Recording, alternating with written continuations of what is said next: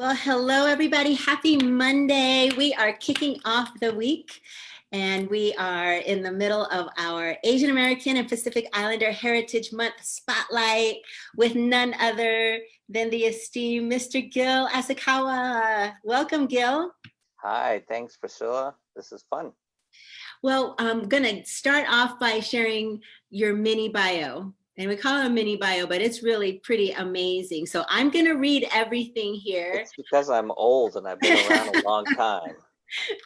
So Gil, you are a journalist, editor, author, and blogger, and you cover Japan, Japanese American and Asian American and Pacific Islander culture and social justice issues in blogs and social media. You are nationally known as a speaker, panelist, and expert on Japanese American history and Asian American identity. You're the author of two books, being Japanese American and also the Toy Book, which is a history of toys of the baby boom generation. Your day job is you are in the journalism department at CU Boulder. Go Buffs! You were a consultant for AARP's Asian American marketing team, and your journalism experience runs the gamut from being the music editor for Westword to managing the denverpost.com website.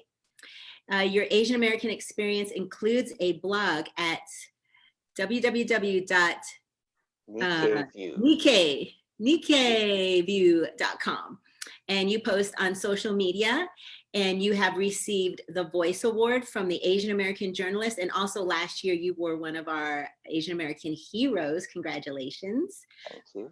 You are the former president of the Mile High chapter of JACL, who has continuously and consistently supported the Denver Public Schools Asian Education Advisory Council, so we appreciate that. You are appointed by Mayor Hancock to be a member of Denver's AAPI Commission, and you've been serving on that commission since 2014. You are also a member of the U.S.-Japan Council, Japan America Society of Colorado, Asian American Journalists Association, and you are an executive board member for the Emily Griffith Foundation. You were born in Tokyo to a Nisei and a mother who is from Nemuro in Hokkaido. Okay, I am getting really fluent in my Japanese today. And your family moved to the US when you were 8 years old, which is what you attribute your terrible Japanese language ability, but I'm sure it's excellent. Welcome, Mr. Gil Asakawa. Thank you. Thank you. And the crowd goes wild.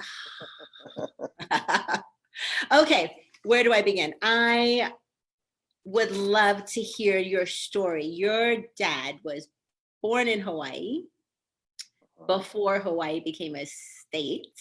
Right. Okay, walk us through those beginning stages and how you ended up being born in Tokyo and that story. Okay, well, my dad and his 7 brothers and sisters were all born in Hawaii, in Honolulu. And then in 1940, my grandfather decided to move the family back to Japan. Kind of unfortunate timing because, you know, a year later, Pearl Harbor was bombed and he was stuck. My dad's family was all stuck in Japan during World War II. And, but afterwards, because my dad spoke English, he was 8 when they moved to Japan. And then he was 13 when the war ended. So he went to work as a houseboy for US military occupation forces in the town that he lived in. And then when he was old enough, he joined the US Army. He got basic training in the US and the States, and then went back to Japan. And he served in Japan as a translator. And one of the things he did was he would interrogate Japanese soldiers that were returning from prisoner of war camps in Russia. And he would interview them to see if he could find the ones that were maybe communist spies. That was his job. And then when the Korean War broke out in 1950, he went to, he was stationed in Japan, in northern Japan, in the kind of the big island of Hokkaido, and met my mom in her hometown, which is a little fishing village in eastern Hokkaido called Nemuro. And they got married and moved to Tokyo, and my two brothers and I were all born in Tokyo, and we moved to the US in 1966 when I was a kid. I was 8 years old. And, you know, I was in third grade and I totally became American. Like, you know, pizza, McDonald's. These are things that didn't really exist in Japan at the time. McDonald's came to Japan later in the 60s. I learned every American cuss word. Now, students, you're not supposed to say that. You don't use cuss words, but I learned them all within like 3 weeks. I had no idea what they meant, but I would walk around saying them. And but then we lived in Northern Virginia outside of Washington, D.C. And then in 1972, when I was in high school, my dad took a job with a brand new agency, a government agency founded by President Richard Nixon, who was not one of our better presidents, but one of the good things he did at the time was he started the Environmental Protection Agency, which was headquartered in Denver. And my dad went to work at the EPA. And that's what brought us to Denver when I was in high school. Went to high school here. I went to college in New York City, got a degree in painting from one of the best art schools in the country. And then I became a writer instead of an artist. And I've been a journalist ever since. Yeah, so okay, you've shared that you are writing a book about your father's history, and we're going to be really excited to hear more about your journey. But going to New York for art school and then becoming a journalist, that's a really interesting change in your journey. Tell us how you made that shift. Well, what I tell students when I talk to high school and even college students, I tell young people, follow your passion. Know what you're good at, and you're generally going to be good at the things you're passionate about, or the things that you're passionate about, you're going to be willing to dig deep, immerse yourself and learn about it and become like an expert on it. And it could be anything, but when I was a kid, I really liked art. And although my parents were not super supportive of me going to art school, because like a lot of Asian parents, they wanted me to go study something useful like engineering, which my older brother went to MIT and got an engineering degree. But they thought I should study maybe journalism, because I was accepted and had a scholarship from Columbia University in New York, and also was accepted and got a smaller scholarship at Pratt Institute in Brooklyn, New York. And at the last minute, I thought, you know, I'm passionate about art, not about writing. So I went to art school, and I'm glad I did. I picked up a lot of the skills that helped me later in life, like being visually literate, noticing things around me. But also, I picked up guitar. I became super immersed in music, so I became a DJ on the campus radio station. All of these things actually helped me become my journalist career part, because I became a rock critic, a music critic. When I graduated from art school, came back to Denver, I worked in a paint store in Boulder because I had an art degree, I guess. But I also started writing for a newspaper in Boulder, started writing music reviews and art reviews. But the music stuff really became my passion. And so from my initial passion for art, I kind of dove into this passion for music, and I became a music critic and then music editor for Westward, which is the weekly alternative paper in Denver. Pretty small paper at the time. It actually only came out every 2 weeks at the time. And I loved it. they paid me nothing practically, but I was happy to do it. And it helped me become kind of an all-around writer. And everything I've done because I was interested in it, passionate about it. And that's why I tell students, follow your passions, find what you're good at, find what you love.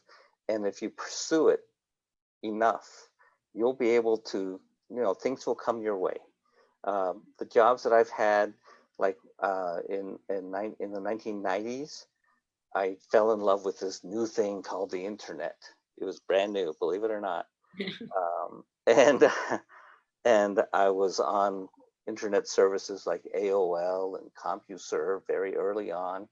And when at the time I was the entertainment editor at the daily newspaper in Colorado Springs, and the management went through and said, "Okay, everybody, we're going to have this new thing called a website."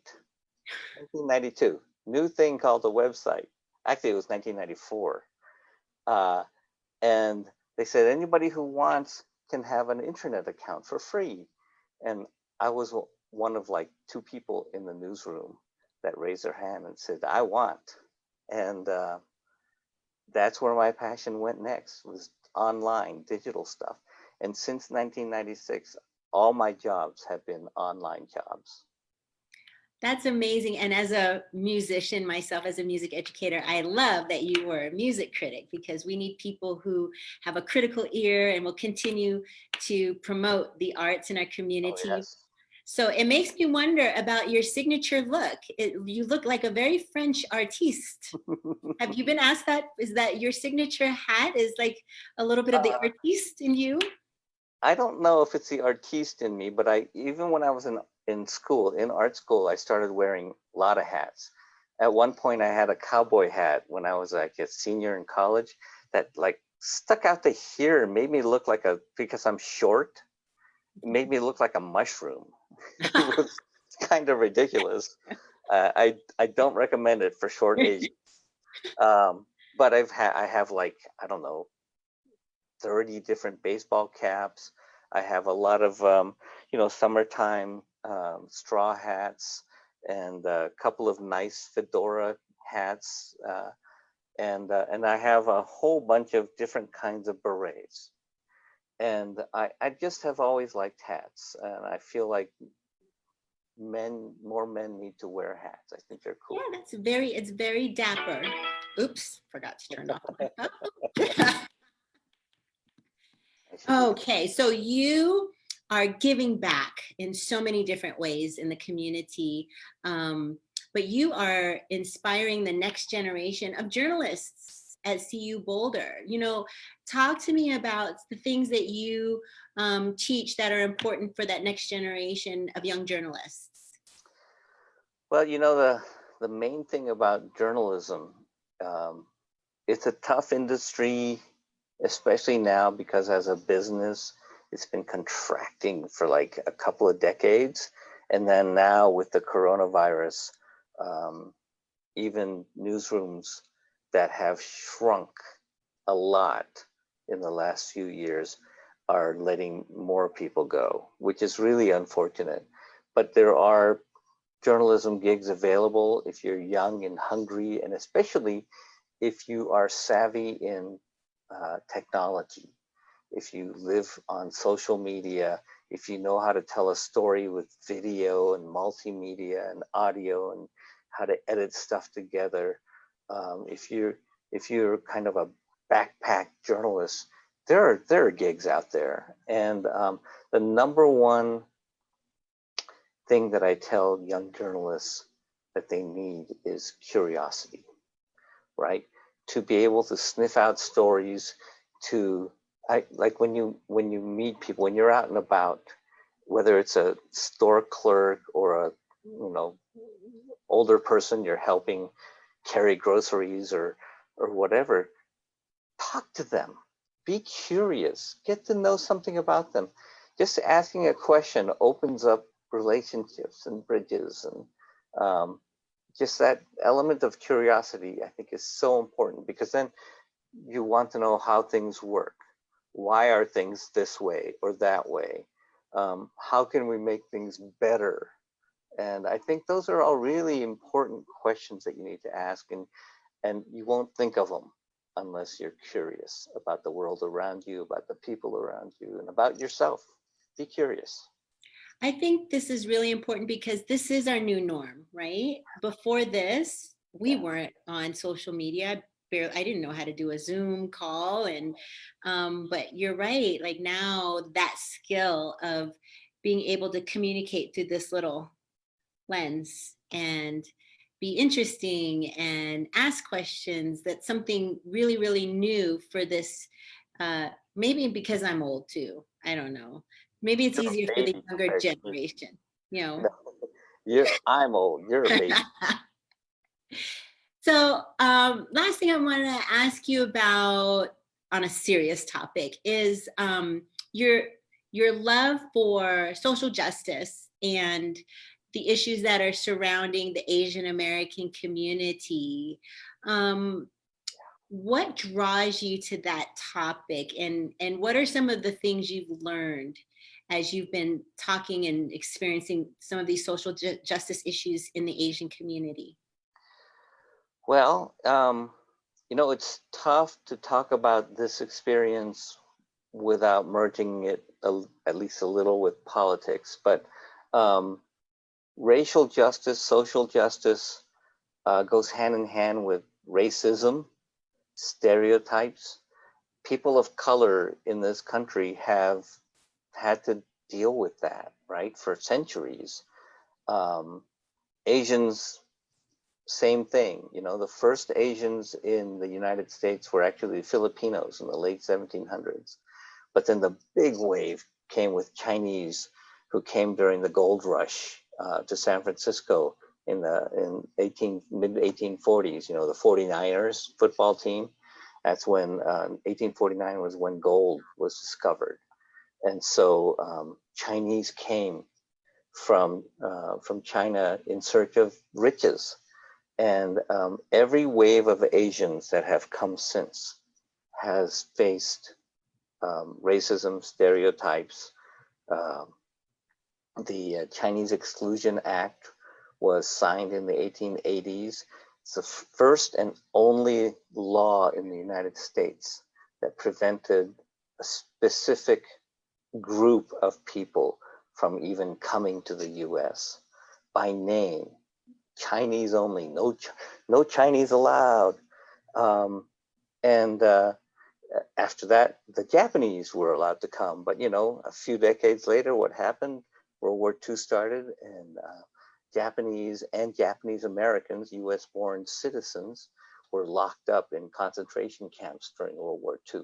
So, we faced wave after wave. Filipinos have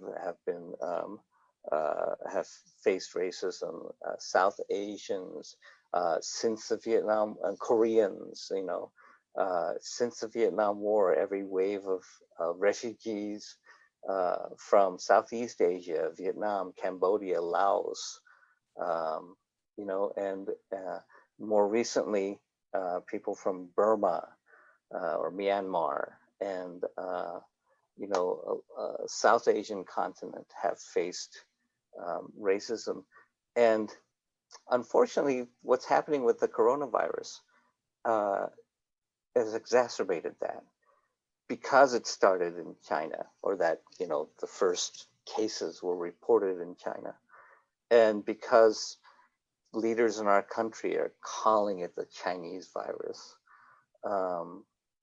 it's been really easy for ignorant people to just label all Asians as, carriers of this virus. I have a friend who was walking in front of the city and county building, who had a woman stop her car and yell at him, curse at him, and said, he should go back to China because he brought the virus with him, and he's the reason why she's out of a job. And I feel bad. These things are happening. It's real, but the anger is misplaced. We know people who've been harassed at supermarkets in the suburbs of Denver. And I know a woman, I heard about a woman who is a Korean American adoptee who has kids, and they were in a supermarket and a person spit on them. And you know what? Spitting on somebody is not just harassment. That's not like a First Amendment expression. That is assault. And so we're trying to, there's a group of us in the Asian community here who are trying to urge Asians, if you see something, record it if you can, but you got to say something. You got to report it. You got to, because we don't understand the scope of how bad the situation is. In other cities, so far, we've had there's a woman in China, Chinese American woman in New York who had acid, sprayed on her. Mm. I know a young woman here in Denver who had a car full of young guys, dudes, I guess, sprayed disinfectant on her and then drove off. So these things are happening. We need to report them. We call 911, call law enforcement, let them know. It may not rise to the level of a crime. There may not be anything that they can do about it, but you got to report it so we start to catalog and we know how bad the situation is. Mhm. Because it's bad and it's getting worse across the country. So important. We have that reporting link on our AAC website that we want people to utilize so that we can keep track. And as educators, you work at the college level, I work at the public school level. When we do return back to school, it's going to be really important for us to take care of our students and our educators who are Asian and make sure we check in and that they're okay. This is such an important community issue. Yep. For us. Absolutely. On a lighter note, you have written a book called The Toy Book. Why did you write a book on the history of toys of the baby boom generation? Because I'm a baby boomer, and and you're too young, but baby boom was the generation that was born between 1945, the end of World War II, up until 1974, which is when the first major digital game came out. It's called Pong. It was an electronic game. And baby boomers in general are spoiled rotten. We grew up with everything. It was a time of peace and prosperity. The US economy boomed along with the babies. And, we had everything we wanted. I would ask for something for Christmas and I'd get it. So my co-author and I, he's also a baby boomer, but a little older than me. He grew up with toys in the 50s. I grew up with toys in the 60s. And we just wanted to celebrate the toys we grew up with. I'm currently working on a book about Japanese food in America, the history of Japanese food, why we like it, and how when I was a kid, sushi was something weird and awful and gross. And now you can buy it in King Soopers. That's funny. Well, hey, this is my last question. What's something during this time that's bringing you joy and putting a smile on your face? There is a lot of things on like Netflix and more Asian American stories being told. And a lot of it is on Netflix. There's a great film that launched a couple weeks ago called The Half of It. There's a great film from last year called Always Be My Maybe. And there are just a lot of cool Asian American content on Netflix. And then also there's a YouTube series that John Krasinski, who's an actor, he was in The Office for a long time. He's doing this weekly show that it launches on Mondays called Some Good News, or SGN. They're only like 15 minutes long, and there's been like 6 episodes. and they're just really funny and smart, and he's pointing out the good things that are happening in the world right now. You know, he's broadcasting from his house, and they're just really touching shows that are funny, and you'll love it. Some good news on YouTube. All right. Well, Mr. Gil, thank you so much for being so generous with your time and for letting us spotlight you and learn a little bit more about your story. It's been a delight. It's been fun. Thanks, Priscilla, for thinking of me. You bet. And stay well. We'll see you soon. You too. Bye-bye. Bye-bye.